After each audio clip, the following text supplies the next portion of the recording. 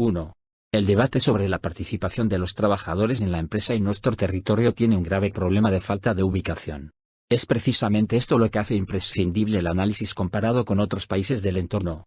No solo para clarificar nuestro posicionamiento desde una perspectiva académica sino, y sobre todo, para difundir la realidad en la que nos encontramos entre agentes sociales, económicos y políticos. 2. Es solo esta clarificación lo que nos puede hacer cambiar de perspectiva, y llevarnos a adoptar una posición realista sobre cuál es realmente la situación en la que nos encontramos con respecto a la participación de los trabajadores en la empresa. 3. Mientras tanto, el debate sobre este reto está plagado de buenas intenciones sin repercusión práctica. Con frecuencia, incluso de análisis y valoraciones que tienen muy poco que ver con la realidad, llegando a afirmar que tenemos un tejido empresarial participativo o muy participativo, cuando la realidad es exactamente la contraria. 4. No es extraño que, en artículos de opinión, conferencias o debates públicos se aluda a que nuestras empresas o nuestra cultura son muy participativas. Cuando ante este tipo de declaraciones se pregunta en qué se basa esta afirmación, es frecuente que se responda aludiendo al peso de las cooperativas y de la economía social. No hace falta mayor explicación para darnos cuenta de hasta qué punto este debate está distorsionado. Intentar ocultar el vacío participativo de nuestras empresas basándonos en los niveles de participación de cooperativas y economía social es un sinsentido.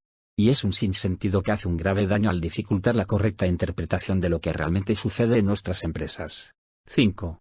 El retraso de nuestras empresas en la incorporación de modelos participativos es claro y rotundo. Y se manifiesta en los tres ámbitos fundamentales de avance de los modelos participativos en Europa. Participación de los trabajadores en el capital. Participación de los trabajadores en beneficios. Sistemas de cogestión. 6. Y todo ello, por supuesto, como consecuencia de la falta de una regulación proactiva, imprescindible para hacer avanzar cualquiera de estos modelos participativos. Regulación necesariamente imperativa en algunos casos y de incentivos fiscales sustanciales en otros. 7. Si esta regulación no se ha hecho efectiva, ello es porque no ha existido la suficiente voluntad política. A su vez, esta falta de voluntad política tiene su origen en la falta de conciencia de nuestra población, y de nuestros agentes sociales y económicos sobre la realidad de nuestro retraso comparativo, y la importancia de avanzar en esta dirección. 8.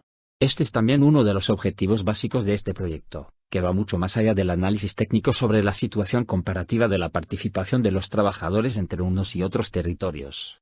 Informar y mentalizar a la población en general, y a nuestros agentes socioeconómicos y políticos en particular es esencial para que finalmente seamos capaces de empezar a movernos en la dirección adecuada.